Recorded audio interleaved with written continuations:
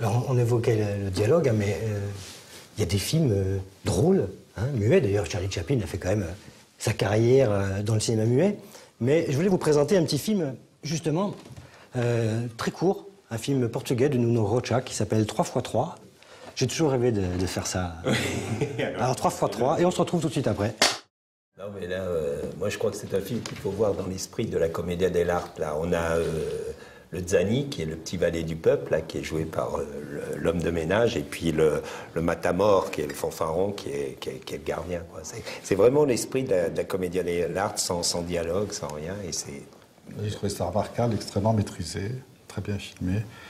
Et les acteurs sont formidables, ils font tout passer sans un dialogue. Moi, je suis toujours admiratif de ça, parce que je vois pas comment on peut faire un film sans dialogue. Il y a Truffaut qui disait qu'il avait dit à Hitchcock que si le cinéma redevenait muet, ce serait le seul metteur en scène qui serait pas au chômage.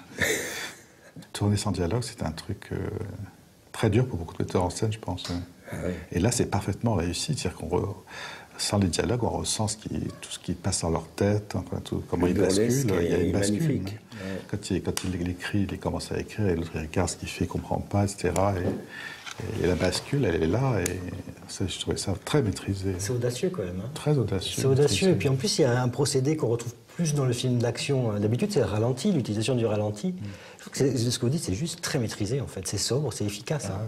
Ouais, le ralenti renforce cette guerre comme ça et ramène du burlesque dans la guerre entre les deux protagonistes. Là. Oui, les plans sont forts. Quoi. Le casting est très bien. Le casting est parfait. Là-dessus, il ne faut pas se tromper parce que c'est tellement le visage qui...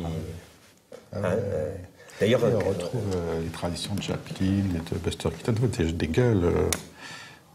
La gueule du mec qui balaye est une gueule invraisemblable. C'est vrai que c'est tout à fait dans cette tradition-là.